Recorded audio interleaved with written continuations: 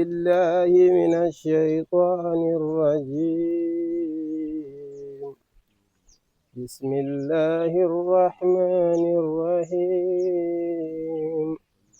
الحمد لله رب العالمين، الرحمن الرحيم، ملك يوم الدين. إياك نعبد وإياك نستعين. اهدنا الصراط المستقيم، صراط الذين أنعمت عليهم غير المغضوب عليهم ولا الضالين. وأوحى ربك إلى النحل أن اتخذي من الجبال بيوتا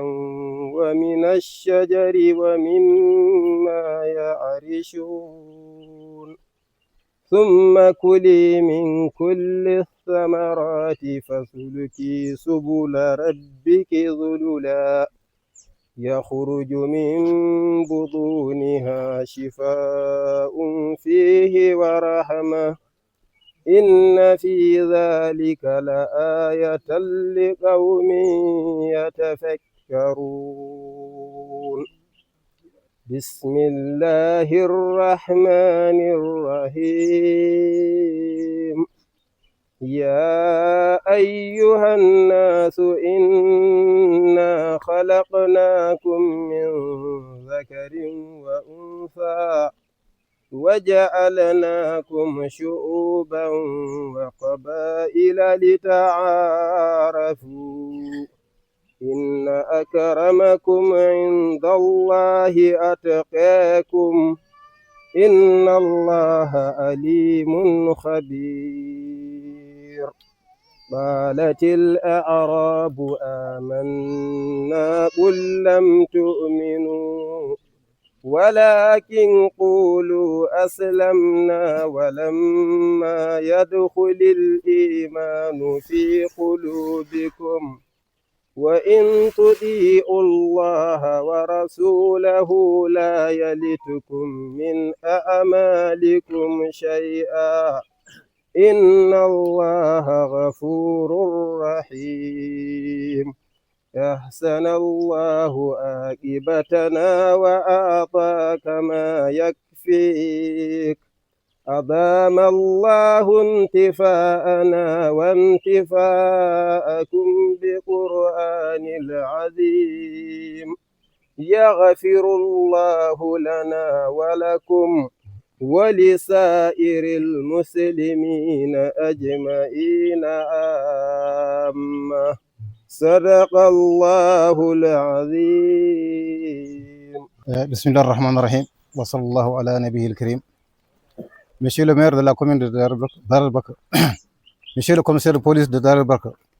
Monsieur le directeur de la protection littorale des zones humides et des aires protégées, Monsieur le délégué régional de l'environnement et du développement durable, et Monsieur le directeur du centre technique d'élevage du Cham, Monsieur le représentant de l'ONG belge Ornithos sans frontières, Messieurs les représentants des partenaires techniques et financiers, Messieurs les représentants des institutions secondaires universitaires, Messieurs les experts, enseignants et étudiants, Messieurs les chefs religieux, coutumiers et leaders communautaires, Mesdames et Messieurs les représentants des médias, Mesdames, Mesdemoiselles et Messieurs, honorables invités. Au nom de la communauté de Lobboudou, de l'ADC Sahel et à mon nom personnel, j'ai l'honneur de vous souhaiter la bienvenue chez vous dans le village de Lobboudou. Chers invités, chers participants, à travers moi, la population de Lobboudou et environ vous exprime sa joie et sa fierté pour vous avoir accueilli dans cette clairière de sa forêt régénérée grâce à son engagement à la résilience des impacts négatifs du changement climatique. Comme vous le savez, la Mauritanie, à l'instar des autres pays du Sahel, est confrontée à des défis majeurs comme la dégradation de la biodiversité, la migration climatique et l'insécurité alimentaire due au phénomène de la sécheresse. Les initiatives locales telles que celles portées par le REDES et l'ADC Sahel démontrent que les solutions durables choisies par les communautés de base sont bien possibles. Nous voilà depuis plusieurs années organisés en comité composé d'acteurs locaux, à savoir entre autres agriculteurs, éleveurs, pêcheurs, apiculteurs, pour la préservation et la restauration des ressources naturelles autour du Marigot Djou. S'appuyant sur ces comités, l'ADC Salil s'est engagé à redonner à la nature ses droits et les résultats sont visibles. La flore et la faune sont de retour. Notre organisation qui cherchait des partenaires pour le recensement des espèces végétales et animales déjà vivant dans la forêt a eu le bien de signer un accord avec l'ONG Ornithos Sans Frontières en 2024 pour la réalisation du livret guide d'oiseaux de l'Oboudou, l'objet de la cérémonie d'aujourd'hui. Ce livret guide sera l'un des premiers documents de la bibliothèque écologique que l'ADC Salil envisage mettre en place au profit de la communauté locale, notamment des jeunes étudiants, des chercheurs et d'autres personnes en visite à l'Oboudou. Mesdames et messieurs, il est important de souligner que le site l'Oboudou devient actuellement une université écologique, car des étudiants d'établissements secondaires et universitaires y viennent déjà pour des recherches scientifiques. Chers invités, je voudrais profiter de cette opportunité pour exprimer mes sincères remerciements et ma reconnaissance aux autorités administratives, municipales, techniques et sécuritaires pour leur soutien constant à nos initiatives de préservation de l'environnement. Nous remercions infiniment l'État mauritanien pour ses accords avec les différentes organisations partenaires qui ont apporté leurs appuis pour la réalisation de nos projets. Je cite entre autres l'ambassade des États-Unis d'Amérique, la Banque mondiale pour le projet PDRC, Caritas Mauritanie pour le PADB et le PASARC, le PNUD pour le projet SGP. Chers invités, chers partenaires, je voudrais souligner que malgré les difficultés rencontrées pour la réalisation des projets précédents, l'ADC Salil envisage de nouveaux projets à partir de l'année en cours. Présentation du guide d'oiseaux et suivi d'inventaire des espèces animales et végétales du site. Construction d'un centre communautaire pour des rencontres, d'échanges et de formation. Démarche pour la reconnaissance de la zone de l'Oboudou comme zone humide site Ramsar. Formation pour renforcement de capacité des comités locaux de surveillance en méthode de préservation et gestion des ressources naturelles locales. Organisation des rencontres de dialogue intergénérationnel, ouverture de classes d'alphabétisation fonctionnelle, réalisation d'un projet de film, formation de comités locaux en méthode d'organisation-gestion. Plaidoyer pour transfert de gestion locale des ressources naturelles à la commune, électrification du village de l'Oboudou, affectation d'un personnel de qualité au poste santé de l'Oboudou. Mesdames et messieurs, je ne pourrais finir sans exprimer ma reconnaissance à l'ensemble des organisations autour du Djou pour leur compréhension, leur engagement volontaire et leur patience sans lesquelles Salil n'aurait point réalisé ses rêves. Mention spéciale au groupe culturel et artistique Salil qui, par ses messages de sensibilisation sur le développement, a toujours été en soutien, en accompagnant pour l'ADC. Mesdames et messieurs, tout en implorant Allah le Tout-Puissant dans ce mois béni de Ramadan pour la réussite de cette cérémonie symbolique, je souhaite une journée agréable à l'éco-village. Je vous souhaite une journée agréable à l'éco-village de l'Oboudou et heureux retour à vos domiciles respectifs. Assalamu alaikum warahmatullahi. Tudale nelaɗo mum en bismima hoɓɓe men hoɓe arɓe o haraleɓe laamu e fuɗɗima maire en puɗɗima kisal meɗen en ndewni hen yimɓe darniɓe sato to banggue guinde to banggue diwan to ha banggue ɓoggue to en jetti dendagal bandiraɓe dardiɓe men to banggue sato kotki kono noon eɗen gandini yimɓeɓe wonde darde hande ɗe woni sababu muɗum ko musidɗo men ONG sans frontiére woni ko Ornithos Sans Frontières ko neɗɗo meɗnode dardade meɗen ha walli men ha mbaɗɗen deftere nden deftere ko woni sababu jonde men hande ɗum nden eɗen bismo yimɓeɓe goto fof indi mum yettode mum eɗen giɗi ñalawma kadi yo yaaru yesso kono andi noon bandiraɓe darde Salil nde tuuni koye gomuji cosaɗi e taariɗe guure juuɗe guila awoɓe aynaɓe foof ɗin gomuji ɗin koye ɗin ADC Salil wawi tunade ha wawi wadde ko waɗi ko so wonani ɗin gomuji kadi muñal mabɓe e darde mabɓe e fof e famdeɓe en mbawa wadde ko mbaɗɗen haade ƴetti ɗum ñalawma hande ɗo kono noon e sifa keeriɗo eɗen jetta gomu pinal Salil ko dardiɓe ganduɗa ene jettina message umen ɓe ɗofti men e kala kadi en mbaɗa ha mbawen timminde golle meɗen. Assalamu aleykum. teddiniri en e jokkodiral pini salayel koko taccinte kalmijo jokkodiral yontaji gendi men e gendiji goɗɗi fof sehilam to banggue famde sehilam to banggue yidde ar taccu gossodiren mi taccu gollodiren pini men ballodiren sato men dentinen doole men gam ɓamten ngaalu men fandare meɗen ko taccirde salayel gam naftodirde pini e nden ka hanki men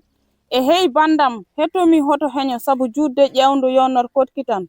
lelde gollal haɗata moƴƴinde judde ɗanngal haɗata jaccade lelde moƴƴino ɓuuri yawde bonna mbo muñani cuurki dañata julɓe e hey sehilam e hey bandam taccu ngara gay mi tacci mi yilloma so jiggoro yonti yondikinare majjat ar yillo ngara gay taccira e sala am ar yillo ngara gay bangoɗa e sato am mi wango e sato ma gossodiren pini men ma andu pooɗe ɗe ma andu waalo ngo gandora calli ɗi beeli ɗi e maaje ɗe somi tacciri e sala mami andu ceene ɗe mami andu kaaje ɗe mi humpiro e maaje kadde ɗum fof ko enen jeeyi ɗum fof ko enen dendi saabu Allah e ñeeji mum ko kanko rokki en tawde hande aduna yulyultidiri fodde men ko jungo e jungo rendinde peeje men e rendinde doole men gam habde e caɗele nden ka hanki men salayel lobbuɗo bismima men e ɗoftare pinal e sato mum الرحمن الرحيم ربي اشرح لي صدري ويسر لي أمري واحلل عقدة من لساني يفقهوا قولي. السيد رئيس رابطة التنمية القروية لبودو صليل، السادة المدعوون من منظمات مجتمع مدني، السادة القادة الأمنيون، السيدات والسادة، يسعدني اليوم أن أقف أمامكم بمناسبة انطلاق ختام الدليل الذي أنتجته منظمة أرنو سان فرونتير حول طيور لبودو. هذا العمل القيم يمثل إضافة هامة إلى المكتبة الموريتانية ويشهد الاهتمام المتزايد بتوثيق وتنمية المعرفة حول البيئة والطيور في بلادنا. أود أن أتقدم بالشكر الجزيل إلى رابطة التنمية القروية صليل لبودو قدسة صليل لبودو والمؤلفون والباحثين الذين عملوا بجد لإنجاز هذا الكتاب الذي سيكون مرجعا هاما للباحثين والطلاب وعشاق الطبيعة. شكرا لكم وأتمنى لكم قراءة ممتعة ومفيدة والسلام عليكم ورحمة الله تعالى وبركاته. diraɓe mi refta tan ko konngol men ko haalno ko addi fof ko salminde arɓe ɗo ɓe woni dadiɓe leydi ndi e hohoɓonɓe ɗo ɓe e bismaɓe ɗo ɓe fof o wi ko ardi fof ko weltare makko mawde wonde ardemo ɗo hande hawrudemo e addude nde ɗo deftere mo Ornitho Sans Frontiére waɗi ko fate e njuuri lobbudu o wi ɗum ɗo gandon ko fatange mawɗo kadi ko hunde moƴƴere wonande ina ɓeyda wonde bibliothèque men woni defte men ɗe joguinoɗen janggueteɗe e tugunortoɗe kadi ma ɓeydan élève aji men étudiant ji men jangde surtout yiilotoɓe wittoyoɓe ko gartam mawgal wona ɗumen kañumen o wi noon o gayen ha konngol makko sona yettude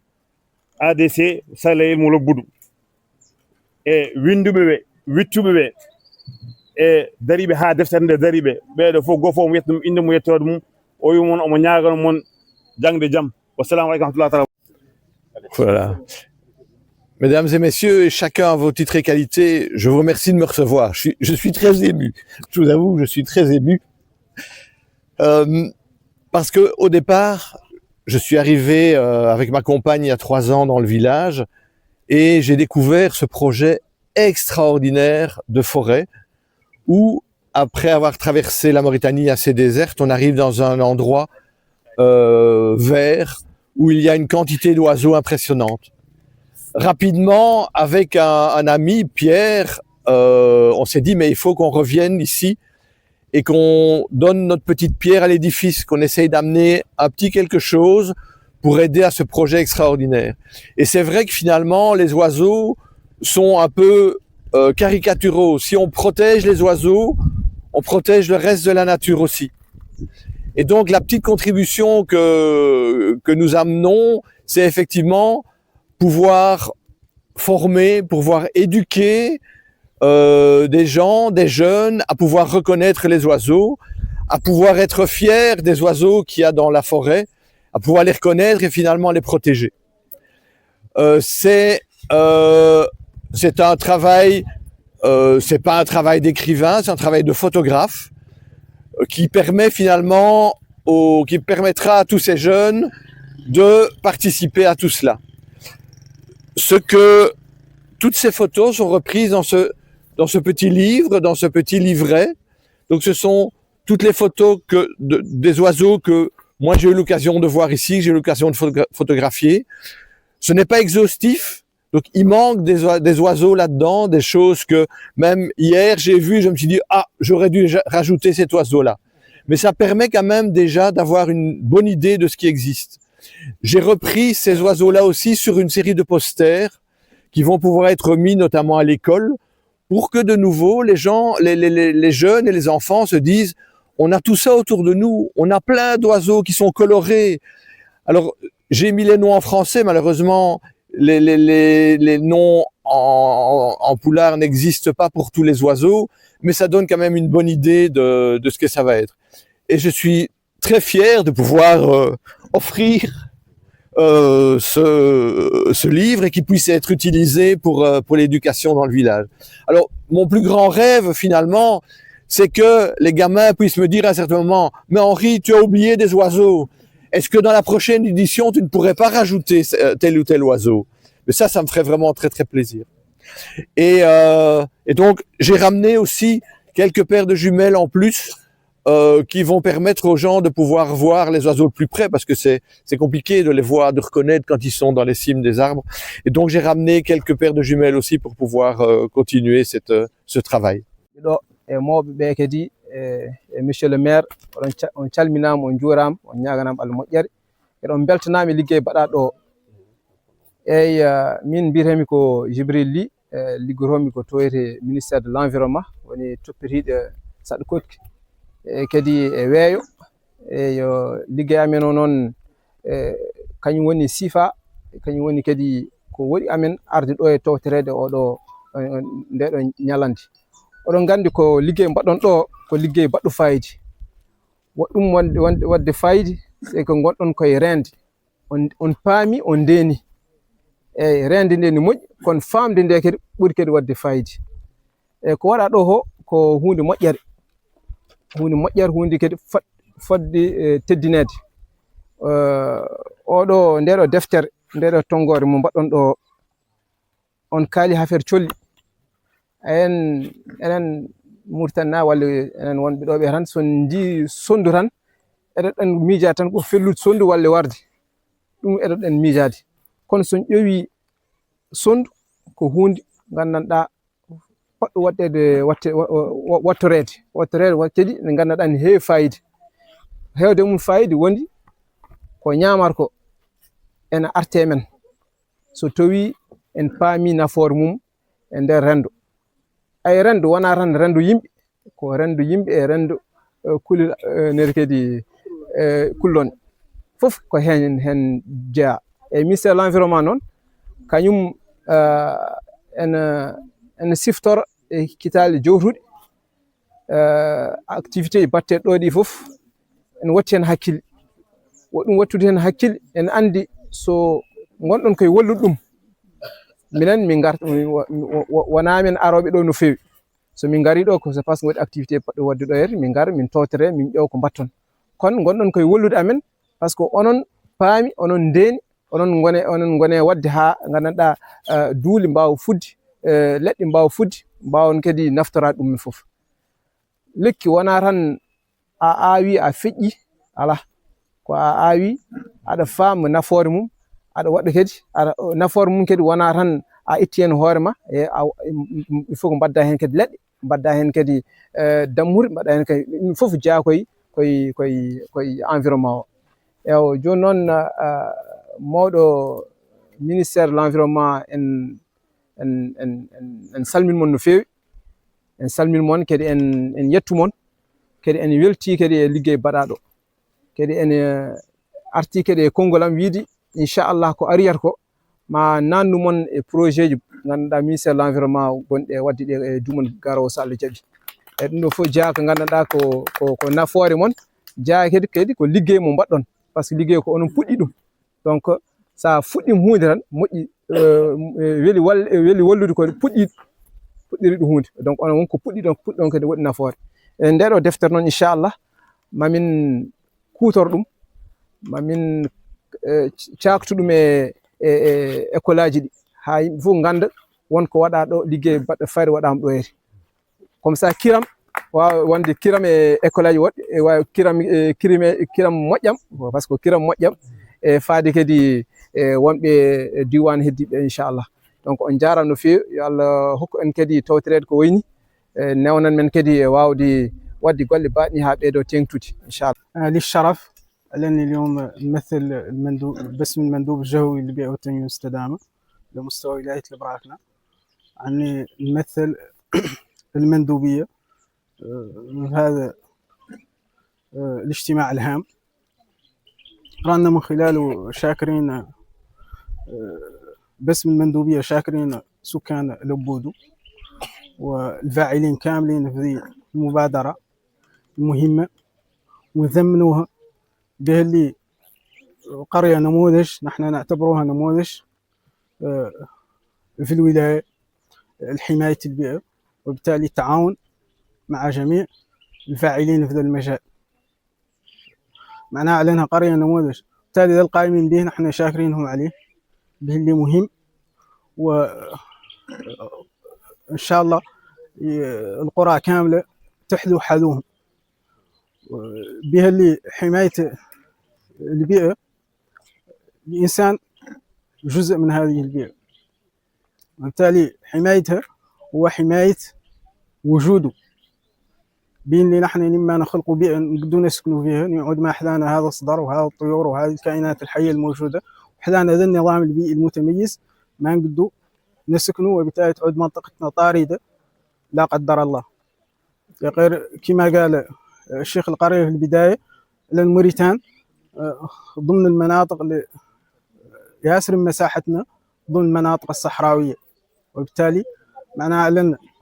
السكان والحيوانات والطيور والكائنات الحية اللي في الجزء الصحراوي كاملة لين يشتد عليها ذاك المناخ تهاجر جاية له لما تجبر مكان ملائم ومحمي وبالتالي ليت نفقدوها لا قدر الله.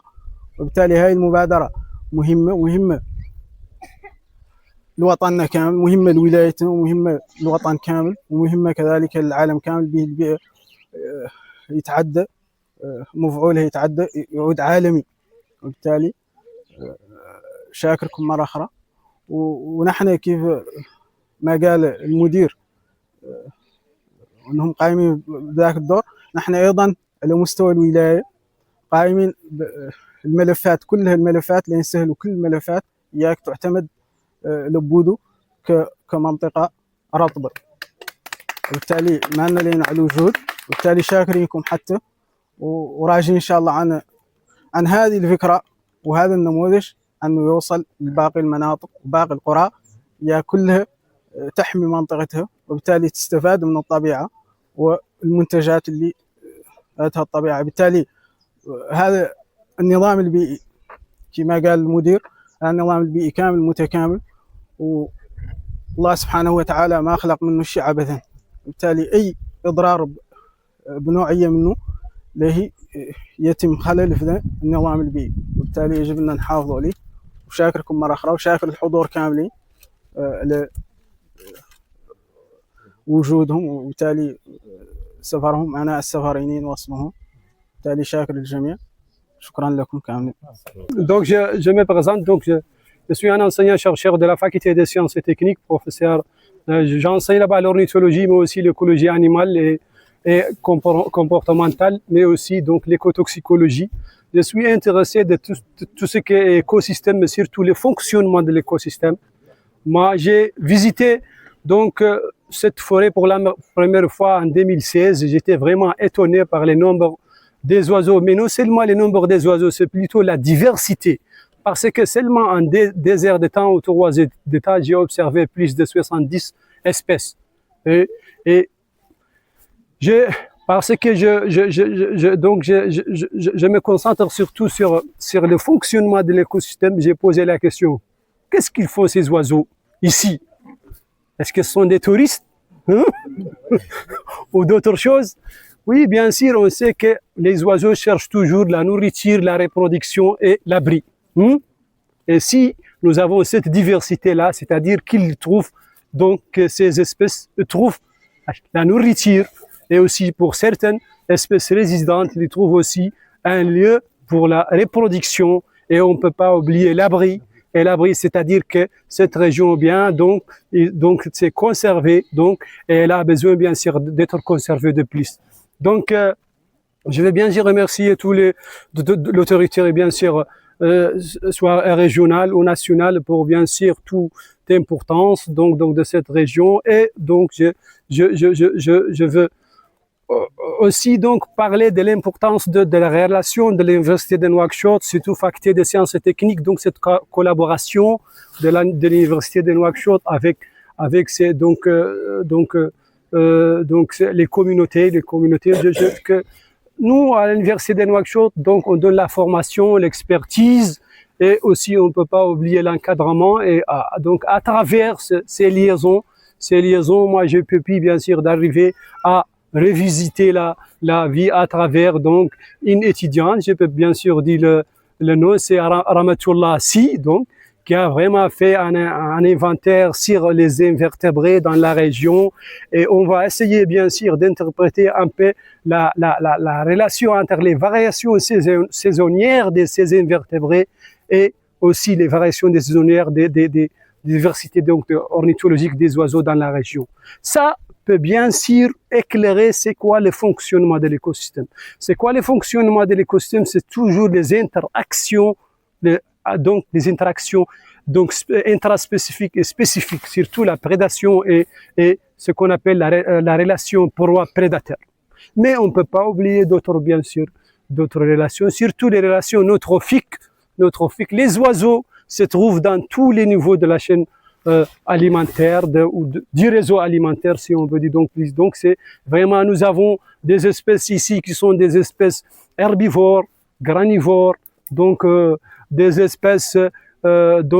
consommateurs primaires, secondaires, tertiaires. Donc nous avons, ça peut nous donner vraiment donc comment cet écosystème fonctionne. Donc et le fonctionnement des écosystèmes. Donc on peut ajouter aussi les relations neutrophiques, surtout ce qu'on appelle nous avons un terme scientifique appelé ce qu'on appelle l'ingénierie de l'écosystème. Ces oiseaux, ce sont des ingénieurs. Ce sont des ingénieurs. C'est un nouveau terme utilisé parce que les ingénieurs, qu'est-ce qu'ils font? Ils font bien sûr donc les bâtiments, donc toute la construction. Aussi, donc ils construisent. Donc, ils construisent tout ça. Donc, c'est non seulement dans la chaîne alimentaire. Les oiseaux, à travers la nidification, ils peuvent bien sûr favoriser la vie pour des autres espèces. À travers, bien sûr, leur consommation, il peut réguler ce qu'on appelle la chaîne alimentaire, ce qu'on appelle la régulation descendante. Et il peut aussi, donc, à travers, donc, être bien sûr des proies, donc, on parle de régulation descendante. Donc, nous avons tout type de régulation, donc, qui peut jouer un rôle très important dans bien sûr, cet équilibre de cet écosystème. Je ne peux pas, bien sûr, oublier, donc, de féliciter Monsieur Henry pour ses, bien sûr, livres, qui peut, bien sûr, être très important pour la sensibilisation sur, donc, bien sûr, la diversité de ces oiseaux. Et je veux aussi répéter que pourquoi ces livres ne peuvent pas être inclus dans la maquette des écoles ici. Comment, donc, si peut-être, donc, on peut bien sûr rentrer ce type de livres pour la sensibilisation. On peut faire, par exemple, les enseignants, ils peuvent faire une compétition de dessin de ces oiseaux pour les. C'est un exemple simple pour les primaires. Pour première année, deuxième année, c'est comme ça. On peut bien sûr ajouter l'esprit au début. Donc c'est dès les primaires. Et bien sûr, à travers l'enseignement secondaire, et je peux pas bien sûr oublier l'enseignement universitaire. Donc, et j'étais vraiment surpris la nuit. Donc, j'ai eu donc un étudiant que je m'encadre maintenant dans son licence sur aussi donc un thème qui est très important, c'est l'écotoxicologie. Donc, c'est bien sûr donc surtout donc la pollution microplastique. Donc, je lui félicite bien sûr Monsieur Tijani Li, c'est bien sûr. Donc, j'étais vraiment surpris pour donc rencontrer l'un de mes étudiants ici donc à ce village. Donc je veux finalement aussi donc aussi remercier Abou Ekrim pour cette invitation, bien sûr, donc c'est l'hospitalité. Donc je vous remercie. Salam alaikum wa rahmatullah. Bismillahirrahmanirrahim. Monsieur le maire, monsieur le directeur de la protection du littoral, des zones humides et des aires protégées, chers partenaires, chers invités, chers amis de la nature. C'est pour moi un immense honneur, un réel plaisir de prendre la parole aujourd'hui à l'occasion de cette cérémonie de lancement du livre consacré aux oiseaux de l'Oboudou. Une œuvre scientifique et pédagogique de grande valeur, élaborée par l'ONG Ornithos Sans Frontières au profit de l'association Salayel de l'Oboudou. Je voudrais en premier lieu exprimer au nom de notre association, Association Naforé pour la protection de l'environnement, dont j'ai l'insigne honneur de présider, nos sincères remerciements à l'ONG Ornithos Sans Frontières pour cette initiative remarquable qui témoigne de son engagement constant en faveur de la conservation de la biodiversité et du renforcement des capacités des organisations nationales. Ce livre constitue bien plus qu'une simple publication. Il est un outil de connaissance, de sensibilisation et de transmission destiné aux générations présentes et futures. Nos remerciements et nos encouragements vont également à l'association Salayel de l'Oboudou pour son engagement constant et sans faille en faveur de la protection de l'environnement en général et en particulier la protection de la biodiversité. Mesdames et messieurs, les oiseaux occupent une place essentielle dans nos écosystèmes. Ils sont des indicateurs de la santé de l'environnement, des acteurs clés de la pollinisation, de la régulation des populations d'insectes et de la dispersion des graines. Protéger les oiseaux, c'est donc protéger nos écosystèmes, notre patrimoine naturel et en définitive notre environnement commun. Mesdames et messieurs, dans un contexte marqué par le changement climatique, la dégradation des habitats naturels et la perte accélérée de biodiversité, cet ouvrage arrive à point nommé. Il contribuera à renforcer la sensibilisation des communautés, des jeunes, des enseignants et des décideurs, tout en soutenant les efforts de conservation menés sur le terrain par notre ONG et l'ensemble des acteurs engagés sur d'autres sites du pays. En effet, nous considérons ce livre comme un pont entre la science et l'action, entre le savoir et la protection concrète de la nature. Il vient appuyer notre vision d'une conservation participative, inclusive et fondée sur la connaissance. Je souhaite que cette publication soit largement diffusée, utilisée dans les écoles, les centres de formation, les aires protégées et les programmes de sensibilisation, afin qu'elle inspire un nouvel élan pour la protection des oiseaux et de la biodiversité dans notre pays. Mesdames et messieurs,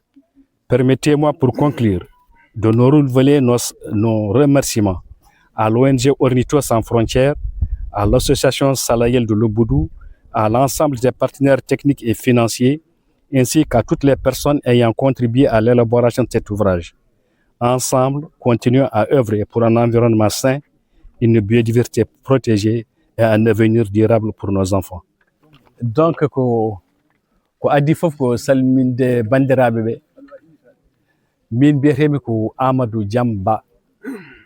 komi ingénieur des eaux et forêts de formation. Kadi komi président association Naforé pour la protection de l'environnement. Donc ko adi fof ko weltare mawɗo hollude weltaram tawtarede oɗo cérémonie, parce que ko thème mo addi o ko thème mawɗo tadi faati koye colli. Bon, nafoore colli mbeɗa sikki Jibril haali ɗum, le professeur là aussi haali ɗum. Eko heddi ko ɓuri tidde tan eko kalmi, bon ko hollude wertaram, ko hollude kadi bon nafoore nde ɗo deftere. Bon, en tout cas amin ñaagui yonde sare ɗo nde wawi yettade fof yonde yetta ɗon ha yimɓe ɓe mbawa hutorade nde. par ce que ene waɗi kabaruji kewɗi information ngaji kewɗi e nder mayre ene wawi nafde ma naf sukaɓe joni ma naf kadi hay sukaɓe aroyoɓe donc ko liggey mawɗo woni ɗo wona liggey seeɗa par ce que vraiment ɗum waɗimi yettude ONG Horizon Sans Frontières pour oɗo liggey oɗo initiative mo waɗi pour ɓeydude kadi andinde yimɓe colli gonɗi ɗo henna par ce que weeɓani donc ko liggey mawɗo ko liggey vraiment baɗɗo fayida omo yette hen no fewi amin jetta kadi ONG Salayel pour darde muɗum tinde nde waɗi pour rende oɗo nokku en tout cas ha ko yalti hen ko fof wawi yaltude hen ɗum noon vraiment ɓe jetta no fewi e ko heddi kadi ko ɓeydata men tan addani min ɗo tan bon tawtorede kadi ko yidde wallude bon amin gandi kadi amin mbawi wallude pour ko faya ko fayi arde ko kadi minen min gadda hen ballal amen c'est à dire ko faye par exemple wadde site o site Ramsar amin mbawi addude hen gandal amen e ballal amen aussi kadi ko fate projet mo monsieur Ly haali o mo wi ressource plus kadi on banggue kadi minen kadi en tant que ONG won kadi ballal kadi min mbawi addude hen voilà ɗum noon Allah jarama on jarama ko Oumar Diallo kono Alfouti o so ɓeydaka hen beltotako il faut Alfouti o ɓeyde hen nde wonno ko yidde e sababu Muhammadin Rasulullahi sallllahu alayhi wa sallam e ɗemgal Cheikh Oumar kanko wiyata Muhammad Rasulullahi kañum woni khayril khalqi hamdan lahu ula ala ba'sihi fina wa minna wa qad ala alal arsh ma ala ula sakanil ala ahaqu ibadillahi bil majji wal ula habibun bihi yudil ilahu wa yakalaw wa salatun wa taslimun aliyun ulal ala murabbil waral khinziz iz kana lash ala innahu wa Muhammadin Rasulullahi sallallahu alaihi wasallam kanko woni badru izal amru ash'ala atammul wara jahan wa abharu mash'ala nabiyun lahu a'lal jinanin mubawwa mi haɗa ɗon ɗum ko deftere safina nde Cheikh Oumar sifto Muhammadin Rasulullahi sallallahu alaihi wasallam ɗum tagi noon mbimi so mi Oumar Diallo minnen il faut mi joftinen Alfouti o joni noon so tawi en kaali haala ñaaku e taaridi ñaaki ko kañumen jogini en duneli men ñaaki ko kañumen jogini en ɓesnoje men sibu wittiyankoɓe won les scientifique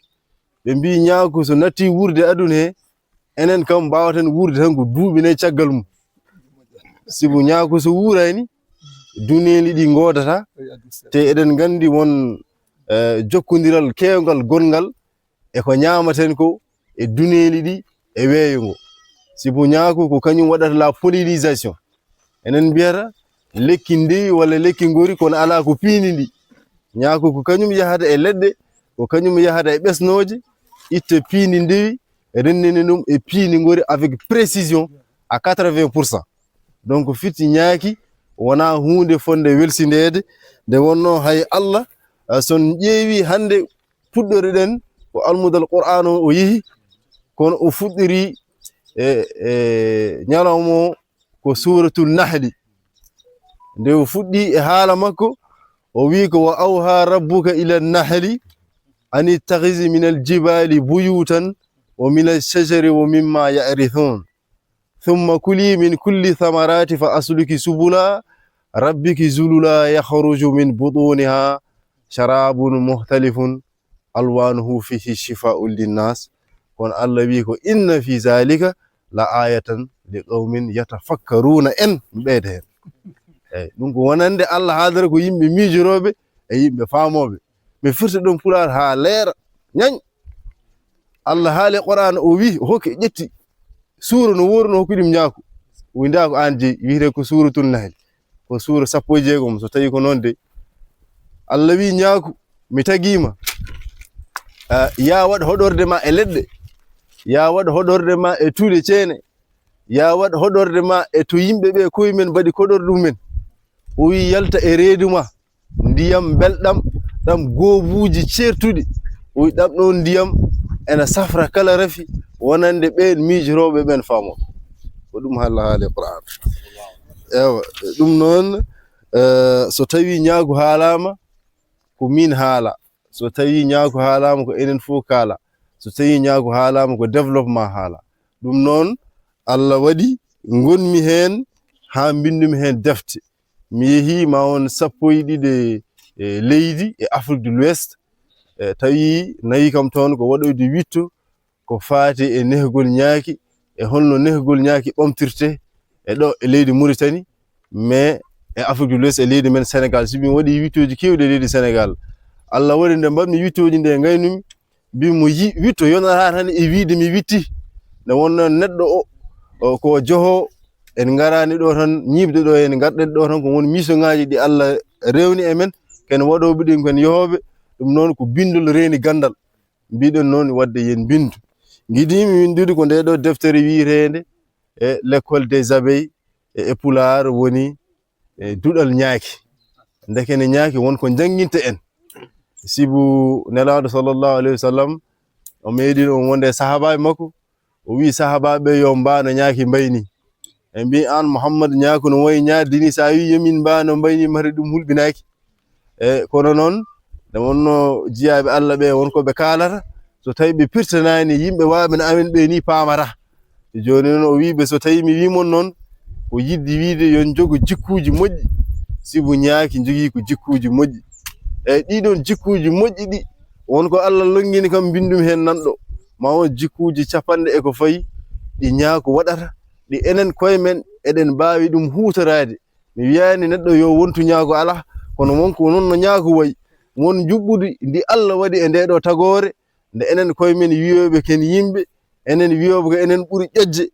gande wonko buubi ñaaki mbawi janginde men ewo sakkiti hen so tawi wiyama duɗal wonko jangete hen enen gaga e ganni duɗal foti jangede hen ko karallagal joni noon binduɗen deftere e Pulaar wiitede karallagal ñaaki woni so tawi on neɗɗo o yiɗi hutorade ñaaku so tawi o yiɗi hoddude e ñaaku so saɗi o yiɗi nehde ñaaku ngu so tawi kadi o yiɗi naftorade ko ñaaku ngu fewnata ko wayno njumri sibo Allah wi ko sifa linnas ena safra kono ko njumri ndi duppaka ndi ko ndumri ndi ñaaku waraka sibu ñaaku fewnantuma njumri no safruma ngara duppa ngara mbara kadi woni hen hay leɗɗe ene peƴƴora donc ɗum ɗo ko karallagal ko kaɓirɗe kese jaadude e jamanu o ɗi neɗɗo o wawi hutorade taw ñaaku ngu hankadi a duppatangu ala a neharu neɗɗo noon joguiɗo nehanteri warata nehanteri mum donc mbatta ɗum koye kesuji e koɗorɗe an fewnanta hoorema koɗorɗe ma jogoɗa kaɓirɗe ma daña hen ko poɗɗa dañde ko ɗum noon won musibbam mbi kam Diallo an de a jingui no fewi sibu karallagal ñaaki no wayi fa e dinde ndi minduɗa ɗum tan ko ɗemgal ma mbimi eyyi so tawi mi wawna ɗemɗe goɗɗe ɗe mami windu e Allah walli komi doctorant chercheur dans les domaines des énergies renouvelables mi waɗi hen witte ma won duuɓi 9 mbindumi ɗum e ɗemgal Farayse wonande ɓe jeeraɓe kono mboɗo jogui ganndama jorto inchallah windin ɗum e langue uji goɗɗi national no min mbitemi ko Salif Baydal Ba jeeyami ko Bantu mbeɗa dilla e fedde wotere ne wiye AVPMF woni fedde ngam allitinde puɗi e jumri e nder reedu Fouta walla mbiya valorisation de plante et du miel du Fouta e nder nden fedde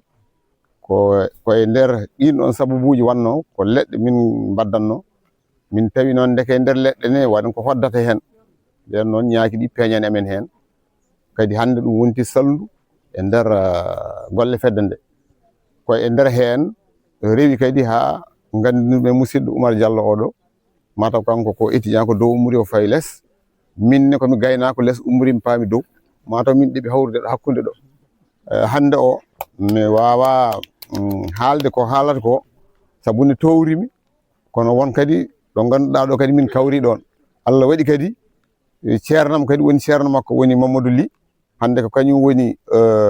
président union des apiculteurs du Sénégal kañum woni mawɗo foof wadde ko enen goni point vocal to banggue ñaaki e nder département de Podor bon o haali e ñaaku eɗen gandi kulle en keewi ñiiɓi nehama geloɗi nehama nayyi nehama baroɗe nehama pourquoi ñaaku wawa nehede kadi ñaaku ko haali hen ko ɗo gueɗe kewɗe nan hen goho ko kañum jogani men taaridi ndi wonen mbiya ɗum ko kala haldi taaridi sabu o haali mbe siko wi 80% e pollinisation ko ñaaku waɗata mais won wiyoɓe 90% pollinisation ko ñaaku waɗata wadde eɗen gandi nder temedere fof hen capanɗe 9 so tawi ko ñaaku saboto ɗum jibinde wadde so tawi ɗum ngakki hen firti ko jibinte ko nattat wadde ɗum ko gila e gese ɗe ha e leɗɗe ɗe ha e fof o haali to banggue ko ɗum reeni ko to banggue gurdam rendo ngo so wonano kañum neɗɗo wawa wurde e nokku he mataw duuɓi 4 walla caggal mum ɗum ɗon ko nan hen haalani noon kadi ko dañete hen ko to banggue gartam woni ngaalu ɗen gandi ko ɗum faggudu tawde ko ɗum faggudu wonko dañete hen saabu hande litre jumri ne seeri wonɗo yeyete 6000 francs tawi ko CFA wonɗo yeyete 5000 en même temps kadi e nder no wiyete ko pharmacie ɗi fof sa yeehi mataw toon jumri ndin jumri kadi koko sodate kadi koko safrata kono noon o haali to banggue moƴƴugol jumri ndi heddi noon ko gueɗɗiɗi nan ɗo enen wonno gowruɗen wadde hanki won hen natade ladde tan gona jumde soɓe jumi ɓe pirtat koɗorle ñaaki ɗe ɓe bonna soɓe bonni ɓe guitta koɓe cohli ko heddi ko ɓe pusa ɗum walla lamɗo kadi o haali ɗo nane wonno juɓɓudi ndi wayi ñaaki ko tati waɗi ko lamɗo waɗi liggotoɓe ɓen ko rewɓe waɗi worɓe e nder sabbundu ndu ko ɓen goni toon joni noon wonɓe toon ɓe hen goto fof ne jogui gollal mum lamɗo o kañum woni ko hakkude kañum jogui ɓiɓɓe ɓe kañum jogui foof wadde noon so tawi a wari lamɗo o firta a bonni sabbundu wadde noon saɗa liggo hen alay saago karallagal ngal ara jitta hen ko cohluɗa ko heddi ko wasa bonde kadi waɗi macciruji kewɗi gonɗi hen wona jumri ndi tan jalluɓeɓe fof ko jumri ndi tan jiyata hen goɗɗum kono noon beɗi ɗi e hoore mum ko mbiyeten kañiri ko mbiyata ko sir ɗum ko ɗum matiére te ene hutoree ko heewi ina waɗi macciruji goɗɗi nan toon ko wiyete ko pollen woni bangiri ndi ko olɗi ko ina waɗi goɗɗum nan toon ko mbiyeten ko koddeyel ñaaki woni gelé royal ɗum ko guura lamɗo nan toon mbe sikki hande haralleɓe mawɓe ko wayno leyɗele japonais ji ɗi batti hen ittude ni mbaɗi ɗum poɗɗe kala jaaɗo ha nayi tawa ne wawi modde poɗɗe ɗe tawa ina wawi artude nayi ngun usto no wawate cellal ngal ɓeydo ɗum ɗon enen cuwa toon yettaki kono no woodi kono tooke ɗe hoore mum ko ɗum safara won yaaɓe ha mbatti ɗum médicament tooke ɗe tawan cafroto ne waɗi yimɓe wonɗoɓe koppi musoji ko heewi ko tooke ɗe cafrirte ina waɗi goɗɗum ko wiyete ko propolis woni ko uddata ko beɗi ɗi so keewi andi mbiɗo ñaako so tawi loowama ha heewi hay sa junniti rufata wadde firti wonko uddi ɗum won jaggoɓe ɗum mbatta ɗum ko watte ko plomé wayno ñiiƴe bonɗe ko nandi hen wadde firti ko dañete hen ko wona heewi ko woni hen ko en mbawa ɗum ɗo haaldude ko seeɗa tan jubbude hen gaccon hakke kadi gartiren woni modernisation woni gueɗe kese ɗe saabu gueɗe ɓooyɗe ɗe wonko bonnata wadde garen gueɗe kese ɗe hande ina waɗi karallagal muɗum to banggue diwan Casamance to fayi yeeso toon ɓuuri hewde mais nokku men on fuɗɗima ɗon nadde woni kesuji ɗi ñaako kadi ne waɗi no yiɗiri wadde so tawi aɗa neha ɗum wona aɗa jagga ɗum aɗa waɗa e condition ma ala woppir ɗum no wawri ni an noon ƴeewa no yiɗiri ni mbaɗira noon ara hoɗa hen so tawi yonti itta jumri ndi ko cohluɗa ko heddi ko goppa ɗon jokka jumri ndi kadi ko ɗum fawru wonande ñaaki ɗi saabu jumri ndi ɗi mbaɗirta ɗum so yeehi ha piindi natti tawi walla piindi ustima aɗi daña piindi ndi seeɗa aɗi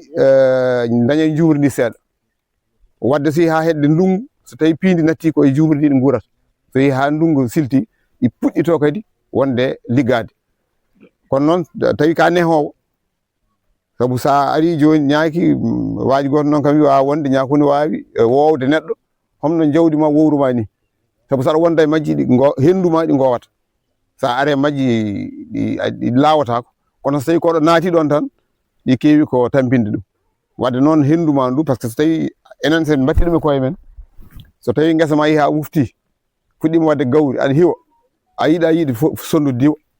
kala sondude jiiɗa wonda ko ñamdu gawri eno ñamani ɗum jiiɗa fof jiɗɗa ko riwde fawru ma so waɗi maaro walla waɗi gawri aɗa yiya dombide natan jalta ɓerde ma deƴƴata a wonda ko beela ɗi ñaama walla ɗi ñamata an kam ko ya yoɗimo ɗon tan wadde ñaaku so tawi yeehi ha moƴƴini yiiɗa haydara kone tampin ɗum wadde kala ɗe garɗa ɗon ma ar wona ƴeewde holko adduma ɗo arata ɗo noon so arema sa wawi mbaɗa tan ko deejde goppa wonayi weyde woto ɓokko noon sa ɓokkima tan firti a waɗi déclaration de guerre on saaha noon waɗa feere fugguma won hendundu woppata e ma won vapeur so yeehi noon waɗoy alerte noddoye goɗɗi ɗi so gari hayso goni sappo an puggaɗo koye maɗi payata haade ɗi memde heddiɓe te hayso tan ko yoggo nanɗo wongo nanɗo so ɓooyi kañum fof ɗi jinggat mi sikko haali nani yo neɗɗo eto jogade jikku ñaaku woni ko juɓɓudi ndi o haalat ɗon juɓɓudi ndi woni lamɗo nan ɗon wonko liggoto, les ouvrières woni rewɓe wonko liggoto, worɓe ɓe woni fof bourdon woni hen mbiya walla mal wonko liggoto. Donc ɓen ɗon juɓɓudi ɓe liggotondi hay goto findintaki wiye ummu liggoyo, goto fof ne andi golle mum, hay jibina kon kono hande ina gandi ko liggoto. Wadde noon enen e koye men so tawi en mahorima noon te kadi ñaaku woni wiyoɓe ñaaku so fiɗi lawol gotol tan fittata, mais kural ngal seŋi koye ɗaɗol ngol. Ɗaɗol ngol so tawi kural ngal seŋtima, ɗaɗol ngol waɗata ko wuddere, hendu natata hen, ñaaku ngu maaya. Wadde ɗon jiɗɗen wiide ko so tawi enen saɗa haɓoye walla aɗa yaha arme, aɗa yiɗi sa yehi artude, kono ñaaku so yehi arme kañum yiɗa artude, ina jarani ɗum maayde pour no wiyete colonisation mum, colonie mum sowa. Enen noon sen jeehi a yiɗa hay gañade, wadde firti ɓernde ñaaku jogoto pour haɓoyeede, enen seɗen mbadde koye men eɗen kaɓa hande poɗɗen habde koye basal, poɗɗen habde koye no wiyete humam binnagu, ɗeɗon gueɗe ɗe kaɓaten ɗe sa wi a dañata hen caɗele firti ala ko mbatta haydara. Wadde hande eɗen keewi ko kaɓeteɗen te saɗa yaha nawru fof yo jaram heddade hen beela keɓa fandare ma. Jaafoɗon haala kane heewi kono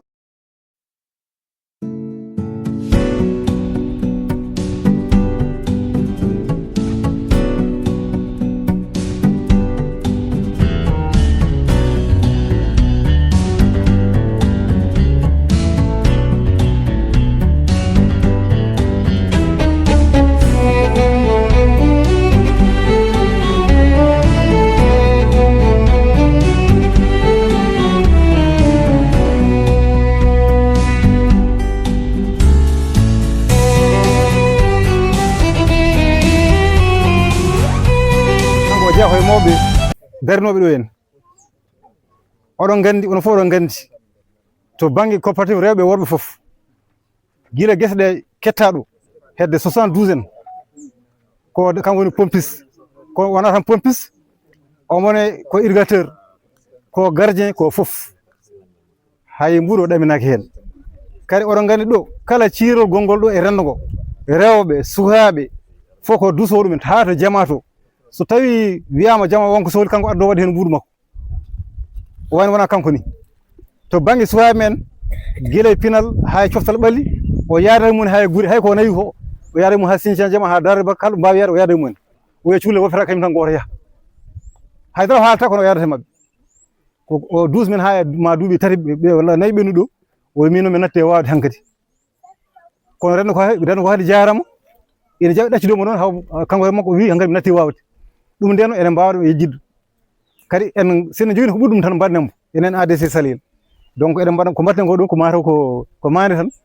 kono en totanima ko foti hebde ko haqqi setade e darde makko, guilde woni sagata mbe roori hayri ha o natti wawde, ko ɗum jinnomi haalde hen.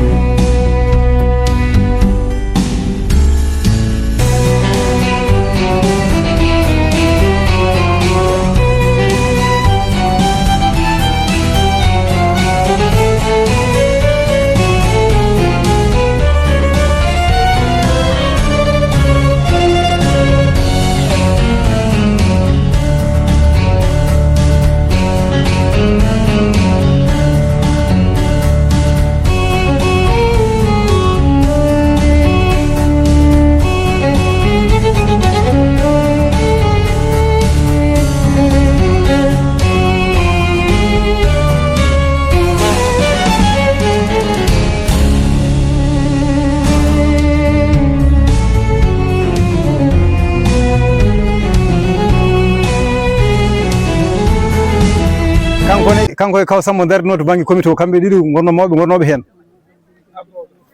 ko 98 comité amen garano sosa, kanko e Sambo ɓe natino hen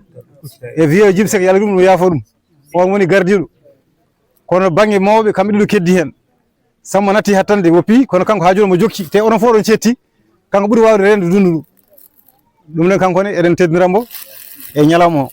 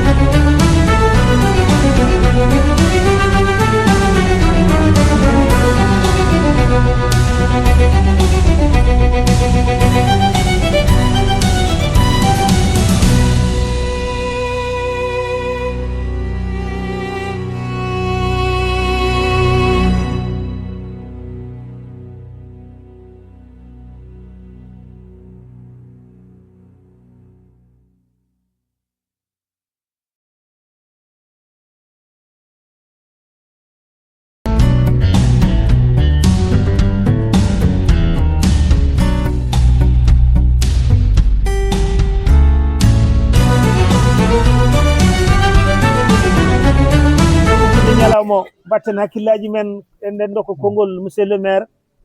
li Mamadou Hamme. eyi wayno wayno golle ɗe ndewi lawol weltare dañama teddugal dañama arɓe ɗo ɓe ummiɓe caggal leydi e nder leydi umorɓe lamorde leydi yimɓe laamugo dendagal arɓe ɓe Allah jarama on jarama en battini kadi laabi kewɗi yo en gon darorgal wonande leydi ndi e wonande aduna foof eɗen moti ɗum on jarama.